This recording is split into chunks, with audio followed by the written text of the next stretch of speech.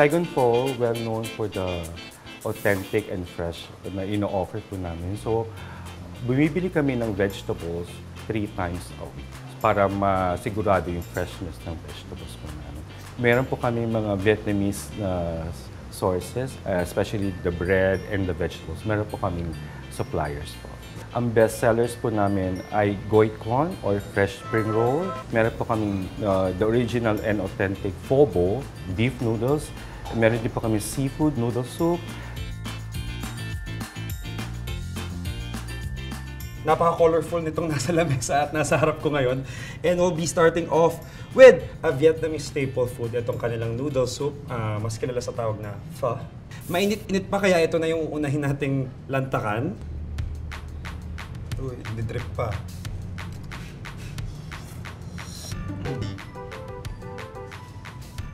Just to share, recently nanggaling ako ng Da Nang, Vietnam. So nasa central part siya ng Vietnam, in between Hanoi and Ho Chi Minh, or Saigon. Wala siyang kaiba masyado, malapit, very authentic yung lasa. Yung noodles, malambot, at saka tama lang yung firmness niya kasi ito yung ideal na noodles for this soup. Tsaka nandun yung pagka-pho niya, which is light at saka, well, masarap.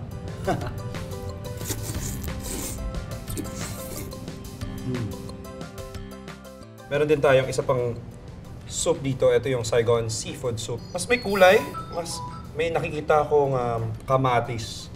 Tsaka, this is clam. Okay, ayan. Tikman na natin.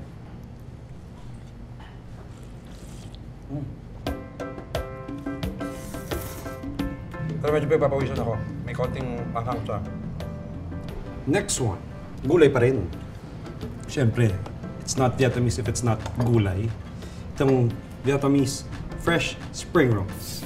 Tapos, ididip mo siya either dito sa fish sauce or sa peanut sauce. Ooh, dami.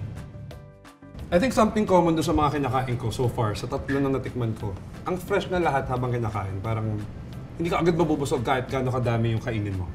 Tikman natin. Mukha lang siyang lumpia sa unang tingin, pero sa loob nito puro gulay din and meat, pero iba rin yung lasa niya. Open natin. Let's crack it open. Hindi mo siya kakainin na ganito lang. Kaya meron tayo ditong lettuce. Dito mo siya ibabalot. Dinidip ko siya ngayon sa suka with cucumber, sili. Yes. Okay. Tikman na natin.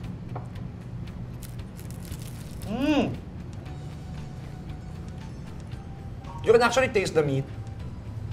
Pero mas nangingibabaw pa rin yung gulay kasi mas marami yung... Ikaw ba naman may gulay na sa loob, binalot mo pa sa gulay.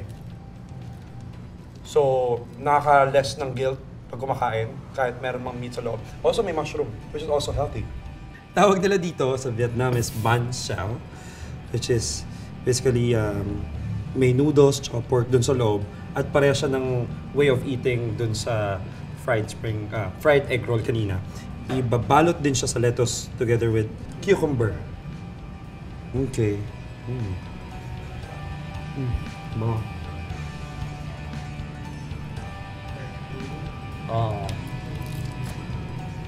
I'm on my way to my Healthier 2024. Ito naman, siyempre, banh mi o yung kanilang sandwich. Ito mas kilala rin to, di ba? Kasi may tinapay tayo, hindi mawalang kape.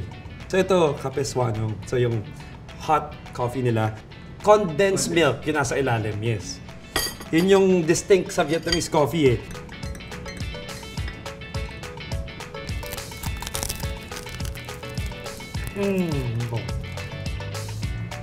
Kulok natin ng kape. Ay, sarap. Ibinulo natin, pomelo sala.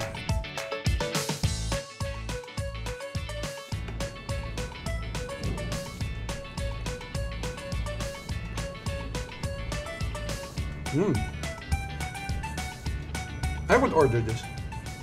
I think this is the best place sa Vietnamese because meron po kaming estudyante, meron po kaming senior citizens. They love our Vietnamese food because they are seniors and they like vegetables. Every Tuesday and Wednesday, we offer our lunch promo specials. Although small versions lang po siya, but it's filling naman po.